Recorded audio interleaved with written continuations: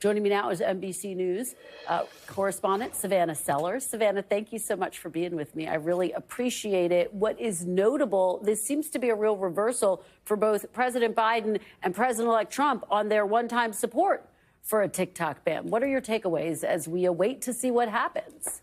Hi, Kristen. Thanks so much for having me. That is exactly right. So the President-elect, I should say, Trump one, we've been hearing a little bit more about, right? He's gotten very comfortable saying he wants to save TikTok. He has a warm spot in his heart for it. But this Biden news is significant. This is a significant reversal for the Biden administration. Keep in mind, of course, President Biden is the one who signed this into law. Them now looking for ways to delay what should have been an inevitable with their law, depending on how the Supreme Court rules here, is a big shock. And here's what's so notable. The reason that this had overwhelming bipartisan support is because of what national security officials said was a serious national security concern because of TikTok's parent company, it's called ByteDance, their ties to China, and essentially saying that China could potentially steal American users' data or, maybe more concerningly, manipulate the content shown to Americans within the app. None of that has changed, Kristen, but what has happened, what has materialized over the last couple of days is millions of TikTok users expressing their discontent with the fact that this app may soon be unavailable to them. Well, you know, Savannah, I guess the question becomes what can actually be done at this point? I mean, if the ban goes into effect on Sunday, what, if anything, can the outgoing President Biden do? Absolutely. So, Kristen, we're actually breaking news literally right now as I'm on the air with you about exactly what they do plan to do, and I'll explain how they can do it. We are just now reporting that the Biden administration does plan to punt implementation to the Trump administration, and that the way that they are going to do so is that they are not going to collect on the fines that is the punishment described in this law. So that is breaking right now as we speak. Let me explain that.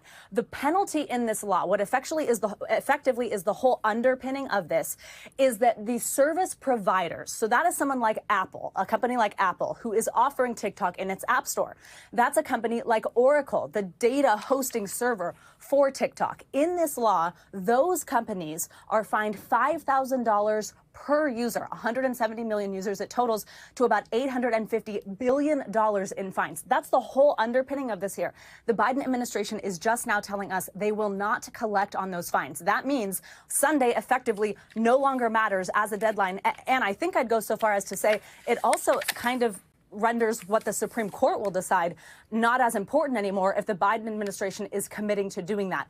That then means the next day we get into a Trump presidency. Trump has said that he has plans to immediately intervene. There are several different options that he has at his disposal. Could he somehow organize some type of sale that then he, as the president, has the discretion to say, yep, that's a qualified divestiture, I'm good with that? Could he tell his attorney general to essentially do the same thing that the Biden administration is telling NBC News that they are doing, which is, hey, don't enforce that, don't collect on those fines? It'll be a really interesting question, though, Kristen, to then see how the tech companies handle this. If you're the general counsel at an Apple or an Oracle, do you tell your company, yep, I think we're safe here, that's enough protection, or could we still see those apps have lingering concerns?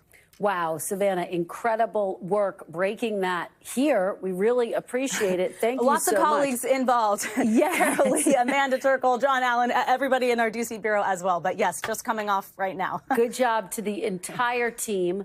Thank you for bringing it to us. We really appreciate it. Savannah just underscores how dynamic this story is. Thanks for watching. Stay updated about breaking news and top stories on the NBC News app or follow us on social media.